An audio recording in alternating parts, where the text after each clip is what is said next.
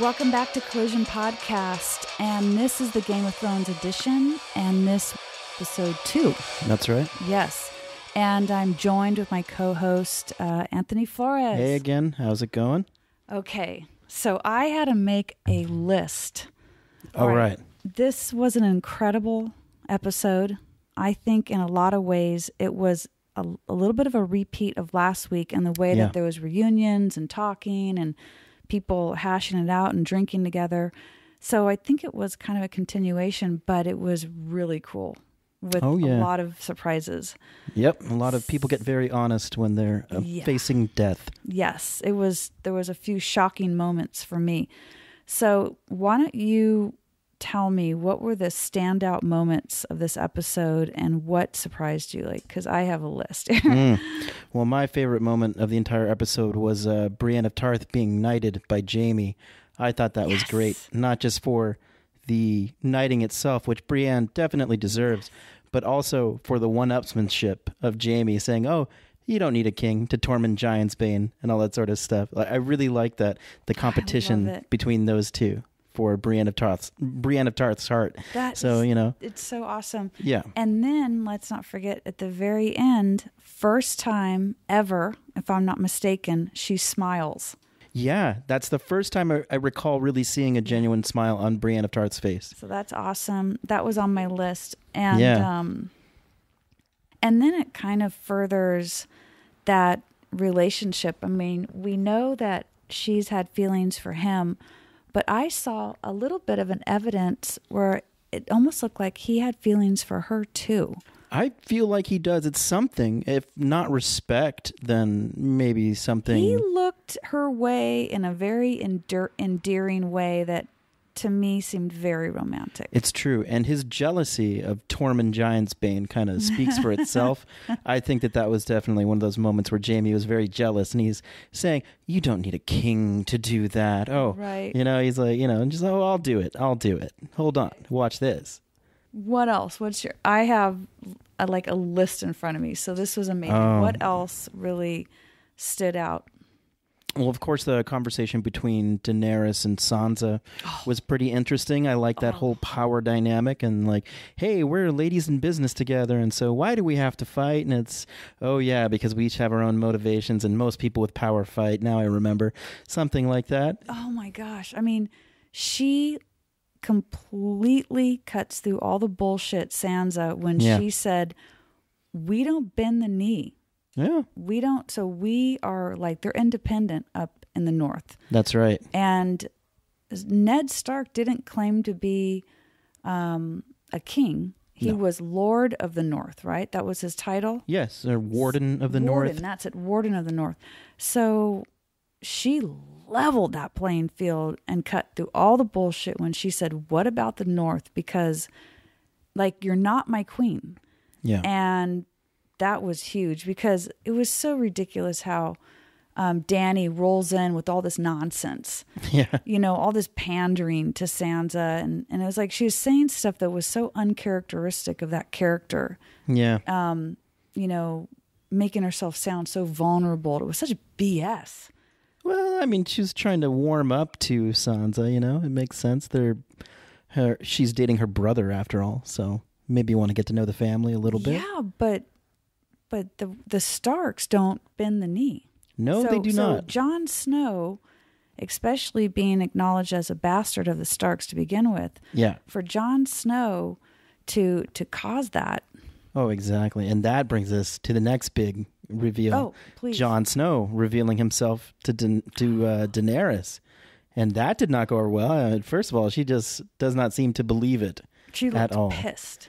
Well, it's a very convenient story right before something like this, that your brother and your best friend, they want you to be in charge, do they?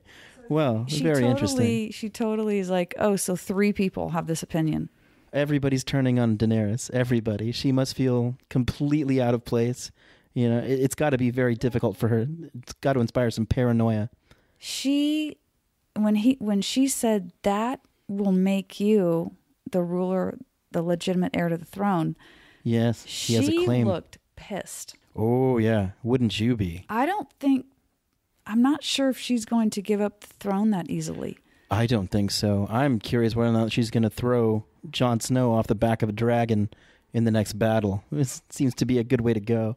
That's probably what I would do. But okay. A quick note. I'm looking at my list here. Yes. We have Dragonstone Glass in full production. Oh, yeah. Thanks to Gendry, right? The bastard of Robert Baratheon, who just did something that the whole scene made me feel uncomfortable. Watching Arya Stark. Oh, God, I know. Watching Arya Stark get naked. Oh, that is so bizarre, isn't it? That was almost uncomfortable to watch a sex scene with Arya Stark and anyone. Right. Oh, one thing that really I want to bring up is they mentioned Dragonfire and it being used on White Walkers.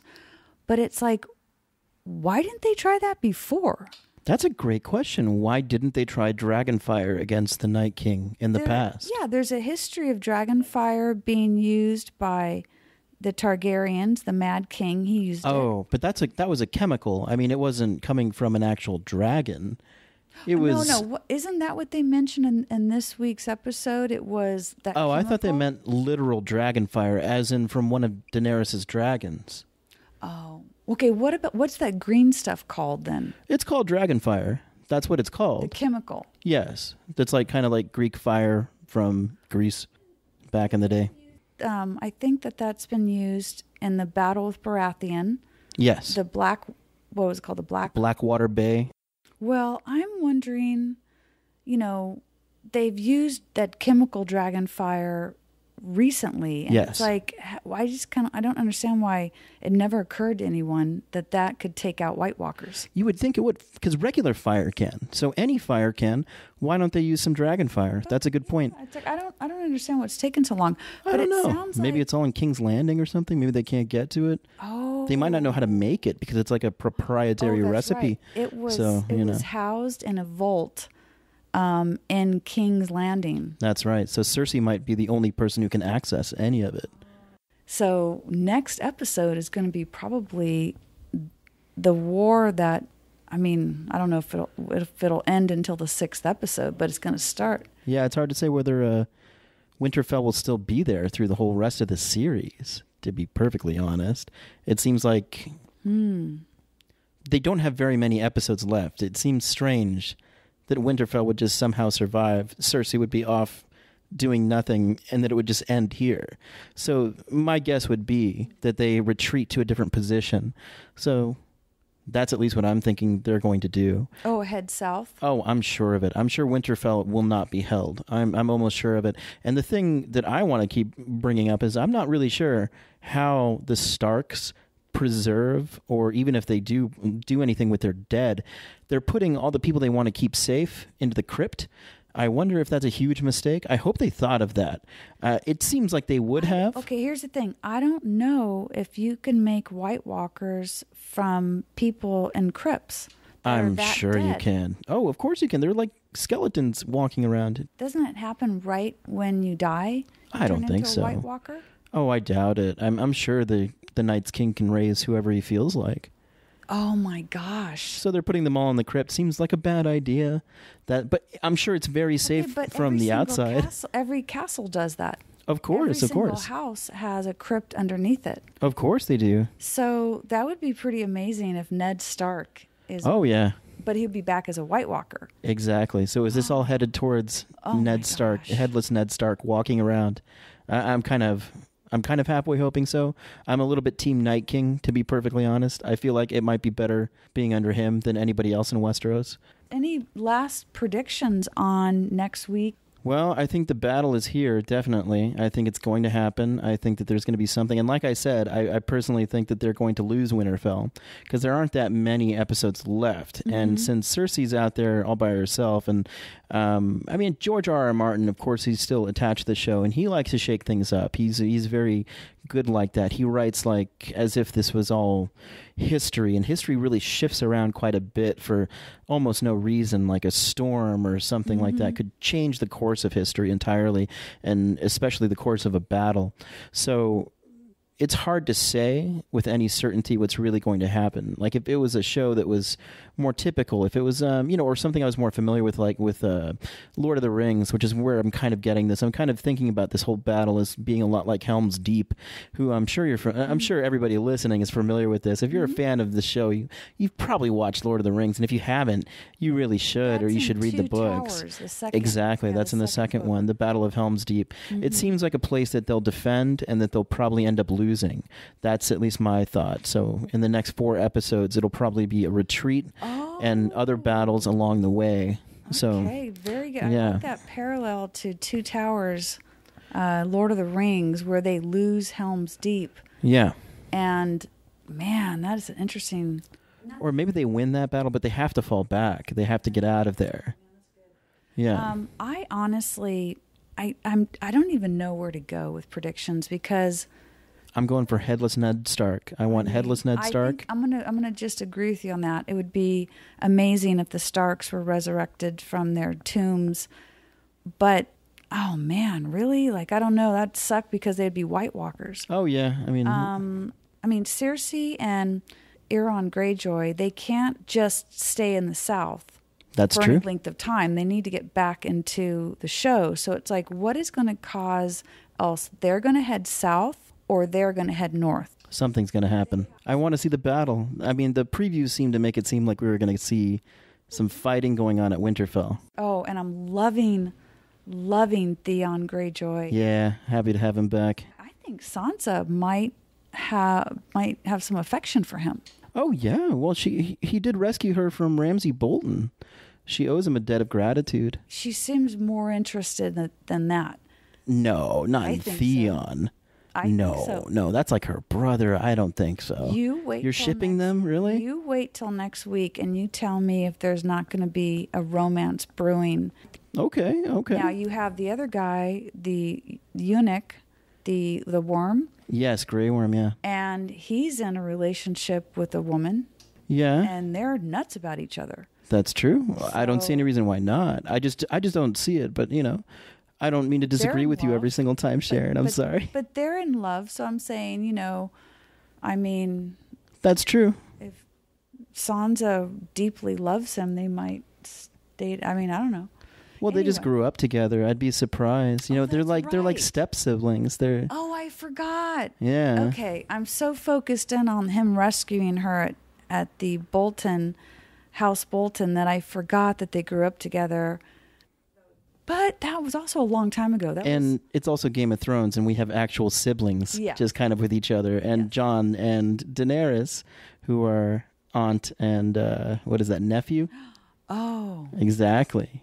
So, oh my gosh. It would be the least of the problems in Westeros, is what I'm saying, in terms of oh my gosh, hooking up with your family members. I mean, in a way, that's the most tame one. That'd be the most normal one. God, that's so crazy. There's just so many weird. Okay, let's just talk. Let me do the rundown of relationships that are hot. You have Arya Stark and Gendry. Yeah, Gendry, them together now. And then we have possibly Brienne Tarth and Jaime. I hope so. That's a good match. That'd be fun. I doubt we're going to have, what's the guy? Tormund Giantsbane? Yeah. No, I don't think so. I don't think she's going to. Giant's Milk story, I'm pretty sure. No. Nobody's buying that one, Tormund. Come on. Yeah, so that's not going to happen. Dany and Jon Snow are over. Oh, yeah. Because there's certainly not going to be nephew and aunt hooking up. I doubt it. So let's hope not. I hope not. Well, I wonder if Dany even believes it or whether she'll be spending some time trying to convince Jon that it can't be true. But nobody's put it together that since Jon can ride a dragon, that it probably is. Well, also, he does have proof in the Meister's records. That's true, but she doesn't have access to those records. Nobody's seen it yet. Samwell personally had it, and it's like they can validate that this marriage actually took place. Oh, I believe it. Yeah, it definitely did. He's definitely Aegon Targaryen. This was a fun episode. Oh, yeah. We got to just sit around and listen to them talking and drinking, and everybody was just mending fences. Oh, yeah. Like the last 2 episodes, it was just let bygones be bygones or whatever. God only knows what they have in store for us. the next 4 episodes. Oh, absolutely. But they definitely, you just feel good about all the characters right now, and you got to like spend a little bit of time with them. Bran. Yeah. Oh, the confrontation between Bran and Jamie. Oh, the things we do for love. That line's coming up again, huh? Oh. But like I said, Bran doesn't really seem to care too much. He's, well, I'm the 3-Eye Raven now. You push Bran out of a window, and that guy is he's still in here somewhere. But God, that was so deep. I thought so. Yeah. Man.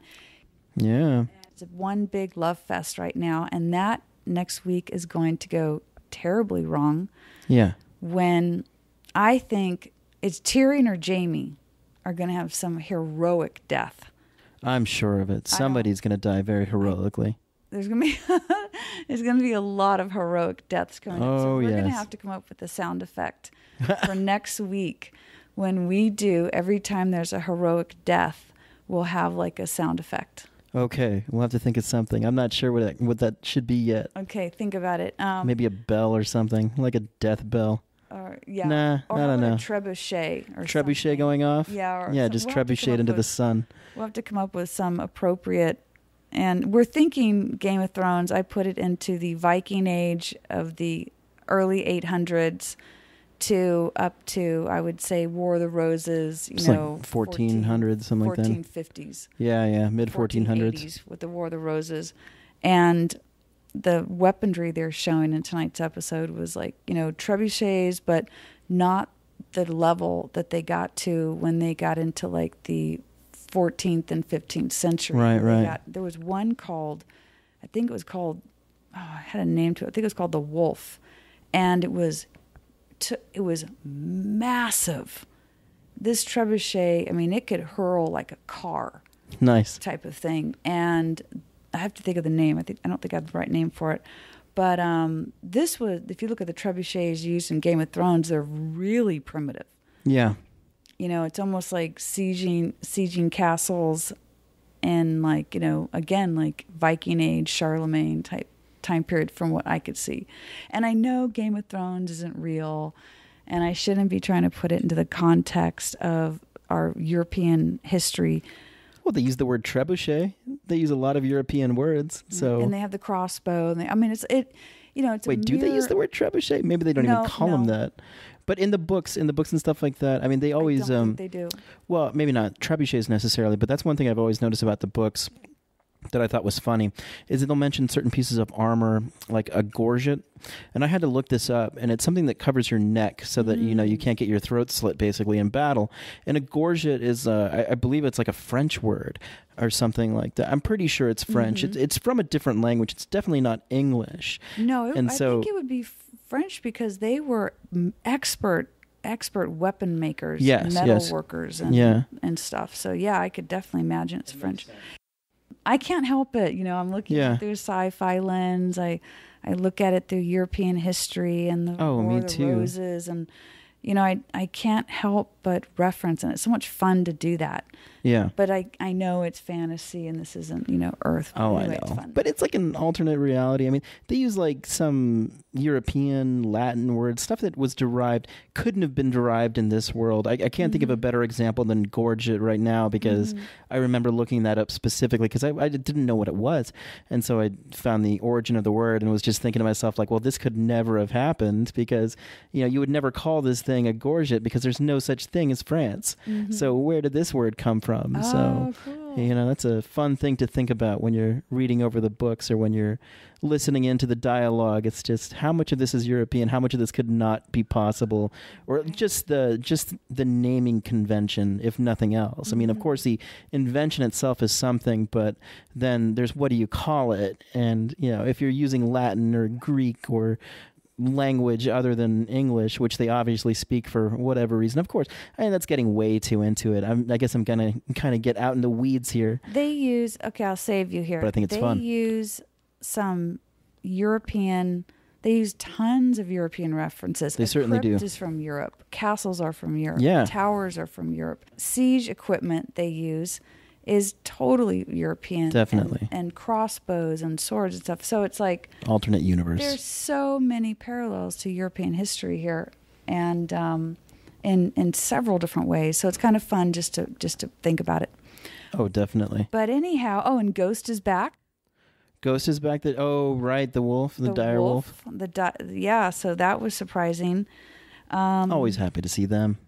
And I think we might have a Brianna Jamie hookup, a Theon Sansa hookup, Arya Gendry hookup. What we didn't see this episode is we didn't see anything with Cersei or Euron Greyjoy. That's right. We saw nothing.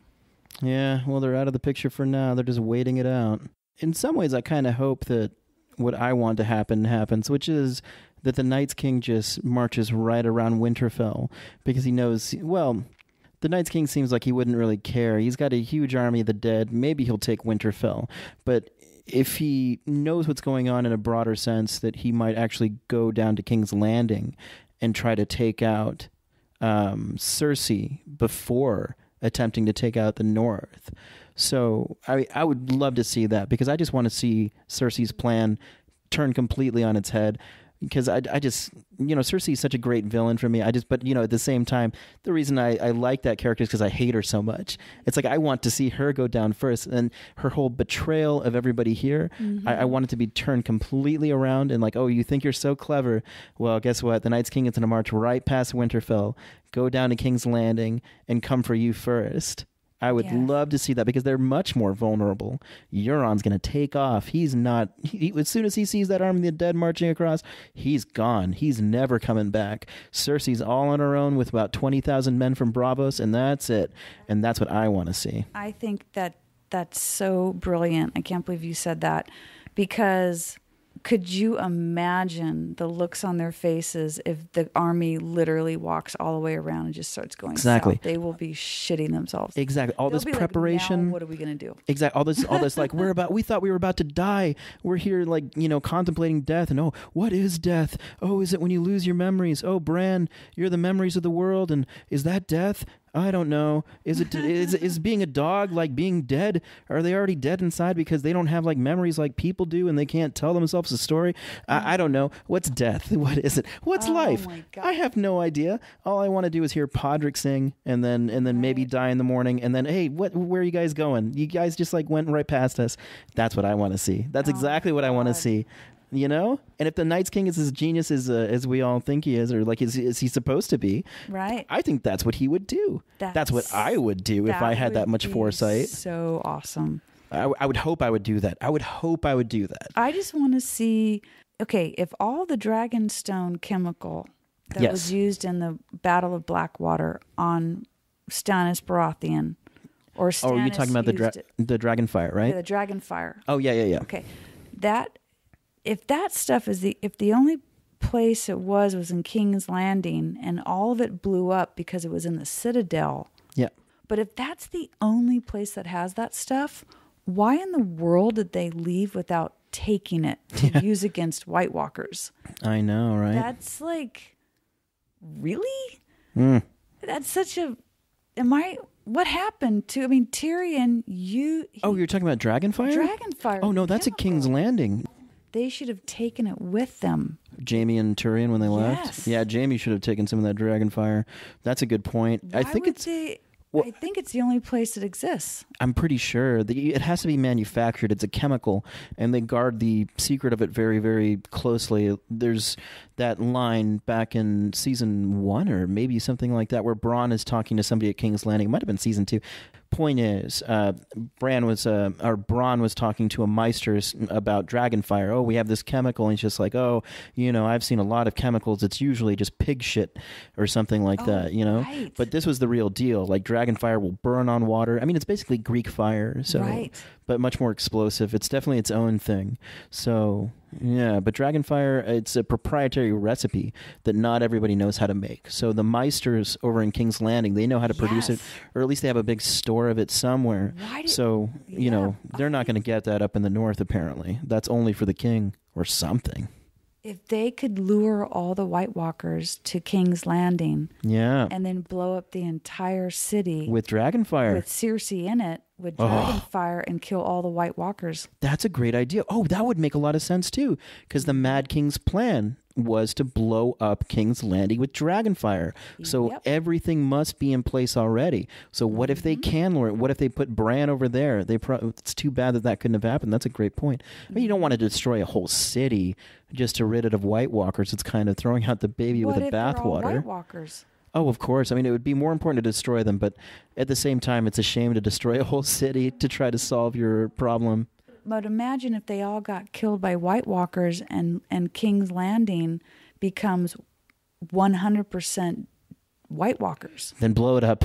See? It's the only way to be sure. Nuke it from orbit. I really feel like Dragonfire is going to be something that's going to come back in a big way. You know, you're right. I think that's a great point. Because, fire and Dragonstone, which is being, Gandry is making the knives out of it. He made Arya that spear.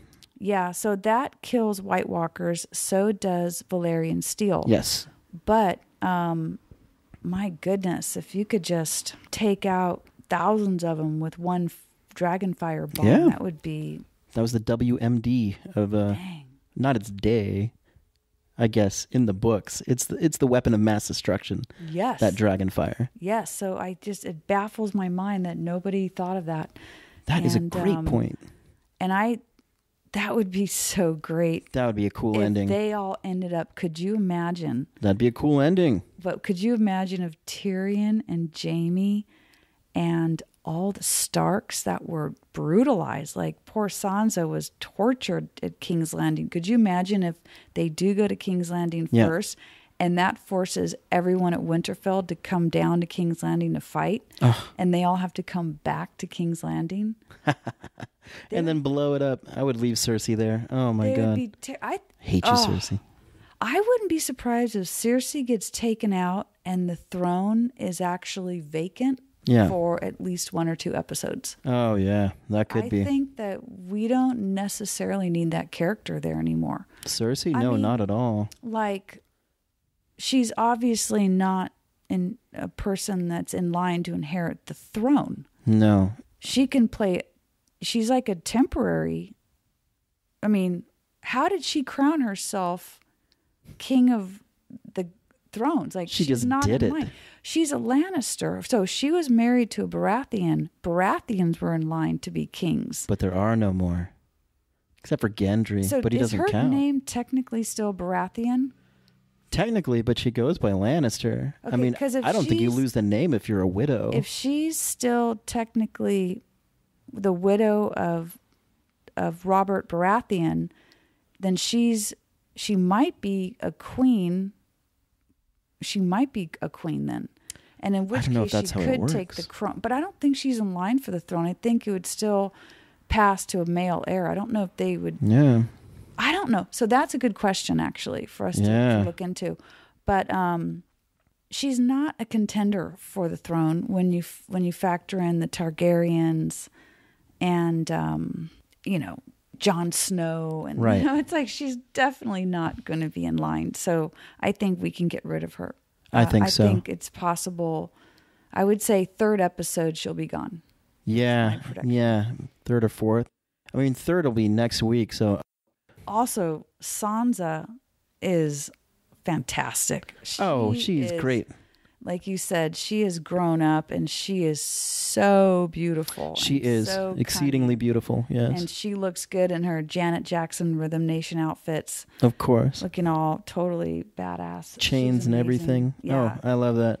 It's a good look. And have you noticed that they're dressing her like Cersei? Yes, I have noticed that. So they both started segueing into like the black fitted leather dresses with all the chains and like kind of that Rhythm Nation kind of a look. It's a good look. But she started looking like her, and I think that her hair is even darker. I think her hair was lighter red when she was married to Joffrey.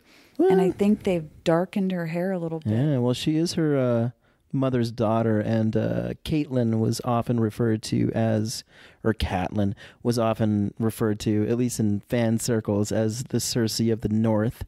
So, and Catelyn was kind of the Cersei of the North. Oh, that's interesting. Because they all of a sudden they dress these characters identical.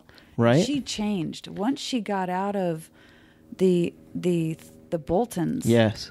torture, and I don't know how long she was there being tortured and raped and everything in that sham marriage to Ramsay Bolton. Way too long. But she came out of that like a different person. Yes, she certainly did. So did Theon. For the better in his case. Yeah. Anyhow, well, this is going to be great. And I'm really looking forward to next season, or next episode, next Sunday. Oh my God, I know. There's going to be some fighting. I am pretty sure of that. And if there's not, then I called it. So, win-win. Oh my gosh. Okay, well, awesome. Anthony, thank you so much. Thank you. Thank you for tuning in to the Collision Podcast Game of Thrones edition. This was episode number 2 of Game of Thrones. And we are recording this on April 21st. 21st, yes. 2019. So cool, guys. Thanks for tuning in, and tune in next week.